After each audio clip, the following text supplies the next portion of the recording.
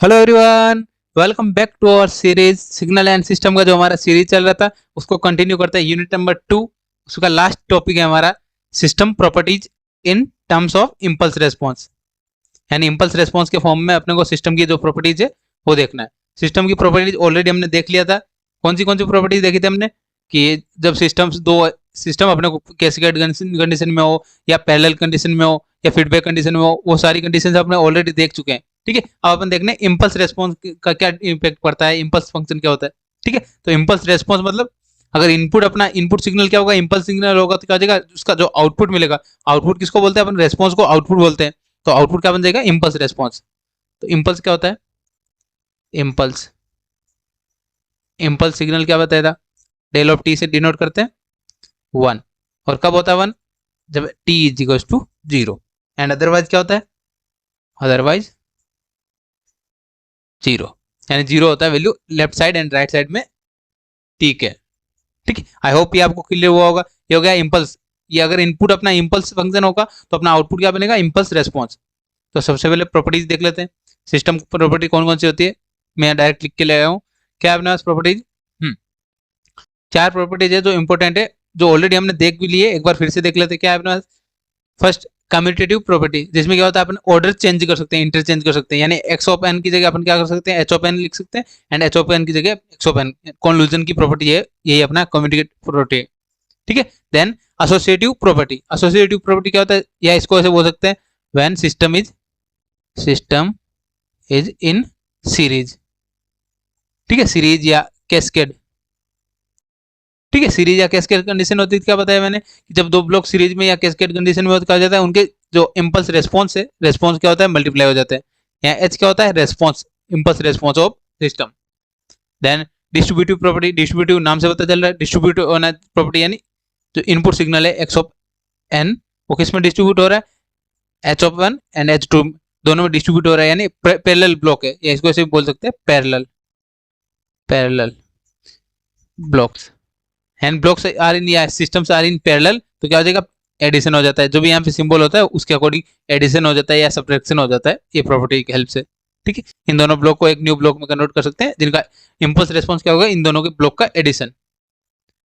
Next क्या है, conclusion with impulse. Impulse क्या होता है, डेल ऑफ एन से डिनोट करते हैं, या अगर टाइम के फॉर्म में होता है डेल ऑफ टी, ये भी होता है इम्पल्स। ठीक है, ये कौन सा कंटिन्यूस फॉर्म में, एंड ये कौन सा फॉर्म है, डिस्क्रीट फॉर्म में।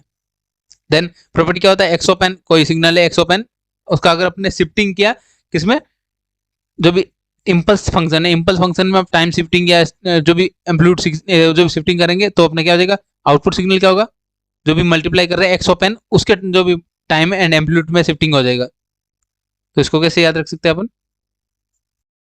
एक्स ऑफ एन अगर हमने शिफ्टिंग किया विद रेस्पेक्ट टू डेल का शिफ्टिंग किया N minus N naught point से अपने शिफ्टिंग किया, तो क्या बनेगा, जो अपना आउटपुट बनेगा वो क्या हो जाएगा, N minus N node.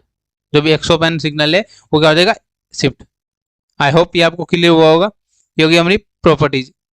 Next and important point है, क्या है अपने पास, static, dynamic, causal, non causal and stable और अनस्टेबल। ये अपने को पढ़ने हैं, ये ऑलरेडी हमने फर्स्ट यूनिट में पढ़े भी थे। आज इस यूनिट में क्या होता है, इम्पल्स के अकॉर्डिंग क्या इन पे डिपेंड इम्पैक्ट पड़ता है वो देखते हैं। ठीक है, तो स्टैटिक क्या होता है, स्टैटिक और डायनेमिक चेक कर लेते हैं। तो स्टैटिक, अगर आपको स्टैटिक याद है, अब डायनेमिक क्या हो जाएगा, इसका opposite, H of N is equal to 0। यानी इम्पल्स रेस्पॉन्स का, सिस्टम का इम्पल्स रेस्पॉन्स का वैल्यू अगर 0 होगा, कौन से पॉइंट पे, एन नॉट इक्वल टू 0, यानी 0 का, यानी एन इज इक्वल टू 0 या टी इज इक्वल टू 0, इनको छोड़ के जो भी पॉइंट्स है उन पे अगर वैल्यू अपना 0 मिल रहा है तो क्या हो जाएगा, सिस्टम इज स्टैटिक। जो भी अपना फंक्शन इम्पल्स गिवन होगा उसका वैल्यू अगर नॉन जीरो वैल्यूज पे अपना इम्पल्स का वैल्यू 0 मिल रहा है तो क्या हो जाएगा, system is static. And otherwise क्या हो जाएगा, system is dynamic. I hope ये आपको क्लियर हुआ होगा। Then causal and non causal. Causal की कंडीशन क्या होता है, एच ऑफ एन का वैल्यू 0 होता है, कौन सी कंडीशन में, लेस देन 0, यानी नेगेटिव वैल्यूज के लिए टाइम की या इम्पल्स की, या एन क्या है, डिस्क्रीट फॉर्म में, डिस्क्रीट फॉर्म में, डिस्क्रीट नेगेटिव के वैल्यूज के लिए क्या हो जाता है, अगर एच ऑफ एन, जो इम्पल्स गिवन है, इम्पल्स फंक्शन गिवन है, उसका वैल्यू अगर 0 मिल रहा है तो क्या हो जाएगा, causal system. Causal negative values के लिए क्या हो जाएगा, अगर 0 वैल्यू मिल रहा है तो अपना क्या हो जाएगा, सिस्टम इज कोजल। या इसको दूसरे तरीके से कैसे याद रख सकते हैं, अगर अपना इम्पल्स रेस्पॉन्स का जो वैल्यू है वो अगर हमेशा पॉजिटिव वैल्यू या पॉजिटिव वैल्यूज के लिए ही अपना वैलिड है तो क्या हो जाएगा, causal system. Next, stable and unstable. Stable and unstable दोनों का मैंने फॉर्मूला लिखा है।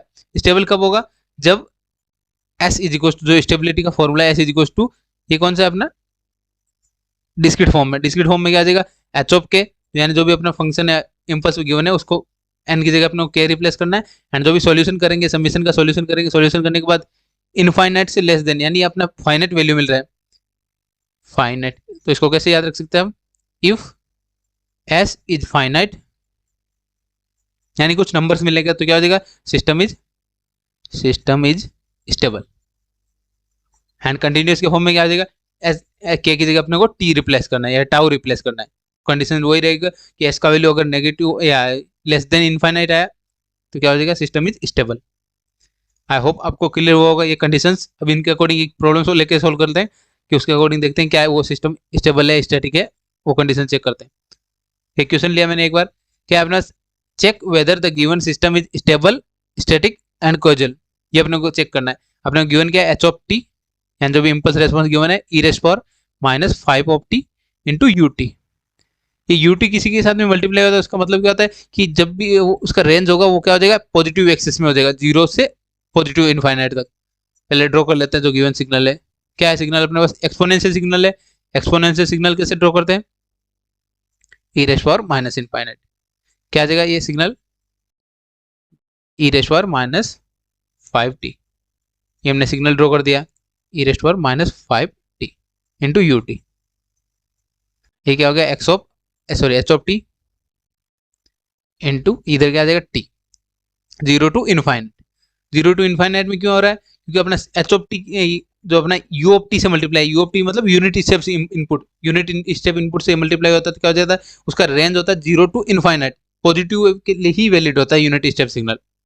आई होप ये आपको क्लियर हो गया होगा। देन अब चेक करते हैं अपन स्टेबिलिटी एंड जो स्टैटिक है कोजल है वो चेक करते हैं। तो सबसे पहले कंडीशन देख लेते हैं। क्या है सबसे पहले कंडीशन, अपन स्टैटिक का कंडीशन चेक करते हैं। तो स्टैटिक का कंडीशन क्या बताया था मैंने, H of N is equal to 0 if, पहले स्टेबिलिटी चेक कर लेते हैं, स्टेबल या स्टैटिक। कंडीशन लिख रहा हूं मैं पहले यहाँ पे, H of N is equal to 0 for N not equal to 0, यानी एन के पॉजिटिव या नॉट इक्वल टू ओनली 0 पे ही अगर सिग्नल वैलिड है तो अपना क्या हो जाएगा, कोजल सिस्टम या स्टैटिक सिस्टम, सॉरी। ठीक है, तो क्या है अपने पास 0 टू इनफाइनाइट, अपने पास सिग्नल का वैल्यू वैलिड है या सिग्नल अपने को फाइंड हो रहा है कि कोई भी वैल्यू चेक किया, अगर इस वैल्यू पे चेक किया अपने को सिग्नल का वैल्यू फाइंड हो रहा है, तो क्या है अपना system is given, H of T is dynamic. ठीक है, आई होप ये आपको क्लियर हो गया होगा। स्टैटिक का कंडीशन क्या होता है, एच ऑफ एन का वैल्यू 0 होना चाहिए एन नॉट इक्वल टू 0 पे, यानी जो भी एन इज इक्वल टू 0 या यहाँ पे कंडीशन क्या अपना टी की कंडीशन है तो क्या हो जाएगा, टी वाले फॉर्म में लिख सकते हैं अपन, टाइम के फॉर्म में। तो टी सिमिलर रहेगा, कंडीशन सेम रहेगा, एन की जगह आपको टी रिप्लेस करना है। तो इस कंडीशन में क्या होगा, इस कंडीशन को आपको रीड करना आना चाहिए, टी नॉट इक्वल टू 0 मतलब क्या हो जाएगा, negative and positive value. T is equal to 0 क्या होता है, टी इज इक्वल टू 0 पे अपना वैल्यू, अगर सिग्नल का वैल्यू मिल रहा है only T is equal to 0 पे तो सिस्टम इज स्टैटिक। एंड अगर पॉजिटिव एंड नेगेटिव में अगर सिस्टम का वैल्यू अपने को सिग्नल का वैल्यू फाइंड हो रहा है तो क्या हो जाएगा, system is dynamic. I hope ये आपको क्लियर हुआ होगा। ये फर्स्ट कंडीशन हमने क्लियर कर लिया। नेक्स्ट कोजल है यार नॉन कोजल है, ये चेक कर लेते हैं। कोजल का कंडीशन क्या होता है, H of N is equal to 0 for causal. क्या होता है कोजल कंडीशन, कोजल क्या होता है, H of N is equal to 0 for N less than 0, यानी नेगेटिव पे अगर सिग्नल का वैल्यू अपना 0 मिल रहा है या नेगेटिव में कोई सिग्नल का वैल्यू नहीं मिल रहा है तो क्या आ जाएगा, सिस्टम इज कोजल। एंड अपन यहाँ पे डायग्राम से देख सकते हैं क्या है अपने पास, 0 टू इनफाइनाइट, यानी पॉजिटिव के लिए ही सिग्नल वैलिड है तो क्या बोल जाएगा, कंडीशन सेटिस्फाई हो रहा है, given H of T is causal. ठीक है, आई होप ये आपको क्लियर हुआ होगा कैसे हमने कोजल डिफाइन किया, क्योंकि अपना सिस्टम का वैल्यू है, सिग्नल का वैल्यू 0 टू इनफाइनाइट यानी पॉजिटिव वैल्यूज के लिए ही वैलिड है, तो पॉजिटिव वैल्यू के लिए वैलिड है तो क्या जाएगा, कंडीशन फॉलो कर रहा है कोजल की। ये अपना फाइनल आंसर हो गया। देन नेक्स्ट क्या अपने पास स्टेबिलिटी चेक करना है, स्टेबिलिटी यानी स्टेबल है या इनस्टेबल है, तो क्या आ जाएगा, स्टेबल। अब स्टेबल के लिए क्या होता है, एस का वैल्यू फाइंड करना होता है। एस का वैल्यू क्या होता है, अब ये टाइम के फॉर्म में तो क्या आ जाएगा minus infinite to infinite H of T into D T. अब यहाँ पे लिमिट क्या बनेगा उसका आपको ध्यान देना है। अब यहाँ पे क्या मैंने बताया था आपको u into t, h of t क्या गिवन है e raised to minus 5t into u of t. जब भी यू ऑफ टी से मल्टीप्लाई होता है तो लिमिट क्या हो जाता है 0 टू इनफाइनाइट, यानी 0 से स्टार्ट होने लग जाता है। पॉजिटिव वैल्यू के लिए ही यूनिट स्टेप का सिग्नल का वैल्यू होता है। देन एच ऑफ टी का वैल्यू क्या है अपने पास e raised to minus 5t into D t. U t का मतलब क्या होता है 1, तो 1 लिख दिया डायरेक्ट 1। ठीक है, आप सिंप्लीफाई कर लेते हैं, सिंपल कैलकुलेशन है। इंटीग्रेशन क्या होता है एक्सपोनेंशियल फंक्शन का e raised to minus 5 tau divide by minus 5 and simplify कर लेते हैं 0 टू इनफाइनाइट। सिंप्लीफाई क्या क्या बना है अपने पास अपर लिमिट पुटअप करते हैं। अपर लिमिट पुटअप क्या क्या बना है e raised to minus infinite minus e raised to 0 divide by minus 5। अब सिंप्लीफाई कर लेते हैं e raised to minus infinite का वैल्यू क्या होता है 0, 0 माइनस ई रेस्ट टू 0 का वैल्यू क्या होता है माइनस 1 एंड माइनस 5। तो एस इक्वल्स टू क्या मिल रहा है अपने पास माइनस माइनस क्या हो जाएगा प्लस 1/5। ये क्या मिल रहा है एस इक्वल्स टू 1/5। ये क्या हो जाएगा लेस देन इनफाइनाइट है यानी फाइनाइट वैल्यू फाइंड हो रहा है। Here S is finite then क्या हो जाएगा system is response H of T is stable. ठीक है, अगर इनफाइनाइट मिलता है या इनफाइनाइट या वैल्यू मिलती है तो क्या पता है अपने सिस्टम इज अनस्टेबल। अपने पास क्या है इसका वैल्यू 1/5 जो फाइनाइट वैल्यू है अपने पास, तो फाइनाइट वैल्यू में फाइंड हो रहा है तो क्या हो जाएगा system is stable. I hope ये आपको क्लियर हुआ होगा। और भी आपको कोई डाउट्स रह जाए आज के जो टॉपिक से हमने कंप्लीट किया, ये लास्ट टॉपिक था हमारे यूनिट का। अब इससे रिलेटेड जो भी प्रॉब्लम्स रहेंगे वो नेक्स्ट वीडियोज में और कंप्लीट करेंगे। और भी कोई डाउट्स रहे आप कमेंट में पूछ सकते हैं। एंड जिन्होंने अभी तक चैनल को सब्सक्राइब नहीं किया चैनल को सब्सक्राइब करके रख लेना एंड एक अच्छा सा कमेंट करके जरूर जाना क्योंकि अपना सीरीज कंप्लीट हो गया है इनसेम के लिए। ठीक है, मिलते हैं नेक्स्ट वीडियो में। Thank you for watching.